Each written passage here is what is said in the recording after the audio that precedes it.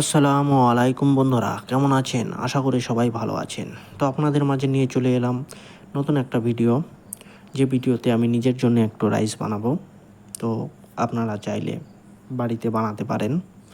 অনেক দিন পর ভিডিওটা নিয়ে এসেছি। আশা করি সবাই শুরু থেকে শেষ পর্যন্ত দেখবেন, অবশ্যই আপনাদের ভালো লাগবে।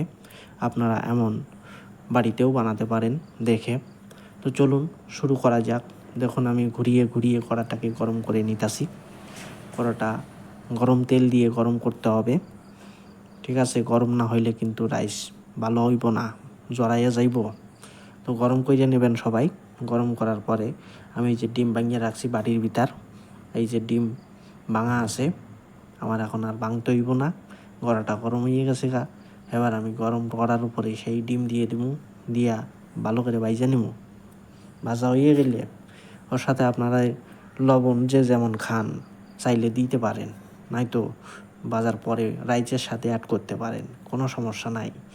আমার আগে দিয়া একটু ভালো, তাই আমি দিলাম, যেহেতু আমি একটু লবণ খাই বেশি, তাই। তো দেখতেছেন আমার কিন্তু ডিমটা ভাজা হয়ে গেছে। এরপরে আমি একটু পেঁয়াজ পাতা অ্যাড করুম।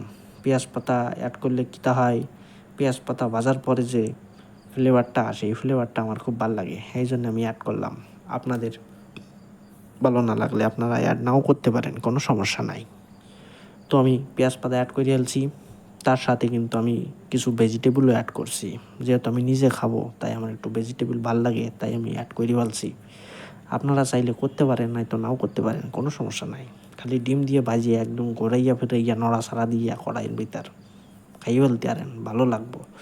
তো আগে দেখেন আমি আরও কী কী দিই, অনেক কিছু দেবো, বেশি কিছু দিতাম না, কিন্তু না করতে করতে অনেক কিছু দিয়ে ফেলছি আমি। এই যে লম্বা লম্বা সেই বাসমতি রাইস ডালিয়ে দিলাম। ডালিয়ে দেওয়ার পরে এই যে সেই জাকানাকা দিয়ে আমি নড়াচড়া দিচ্ছি করার ভিতরে, ঘুরাইয়ে উল্টাইয়া পাল্টাইয়ে ভালো করে একটু গরম করে বাইজে নিতে হইব। বাইজে না নিতে পারলে কিন্তু ভাল লাগবো না। এর জন্যে আমি ভালো করে নড়াচড়া গুঁতা দিয়ে বাইজে নিচ্ছি। আপনারাও কিন্তু এরকম বাইজে নেবেন, নাহলে কিন্তু ভাল লাগবে না।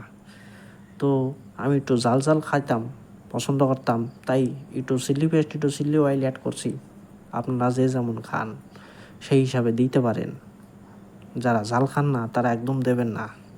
ঝাল কিন্তু পছন্দ হয়, ঝাল না ভালোবাসলে দেবেন না, কোনো সমস্যা নাই। তারপরে এই যে সুজা উল্টো গুঁতা দিয়ে করার ভিতরে নাইড়ে সাইডে রাইস একদম বাইজে ফেলাচ্ছি আমি। একটু ভালো ভাজা হইলে কিন্তু ভালো টেস্ট আইব। এইবার সময় হয়েছে মশলাপাতি দেওয়ান লাগবো। এই যে আমি মশলা খুঁজে বেড়াচ্ছি, কনে গেল মশলা খুঁজা এই যে ডাইলে দিলাম মশলা করার ভিতরে কেড়ে, সব কিছু মশলা গুছাইয়া গাছাইয়া ডাইলে দিছি। আবার সেই নাড়াচাড়া করতে হইব, ভালো করে বাইজা নিতে হইব।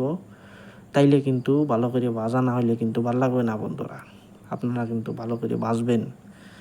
ভালো করে ভাজার পরে এই যে এরম করে ভাজবেন, নাড়া দিয়ে এই যে গোতা দিয়ে ভাজবেন। তারপরে একটু পাউডার দিয়ে দিলাম, ওইটা আসছে সেজওয়ান পাউডার।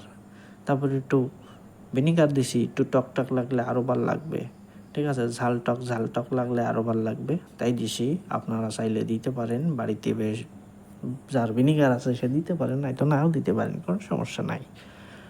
তো অলমোস্ট হয়ে গেছে আমার রান্নাটা, ঠিক আছে? আর একটু ফ্রাই করতে হবো। ওই যে মনে হয় টেস্ট করতে আমি নিয়ে গেছি সাইডে, টেস্ট হইব।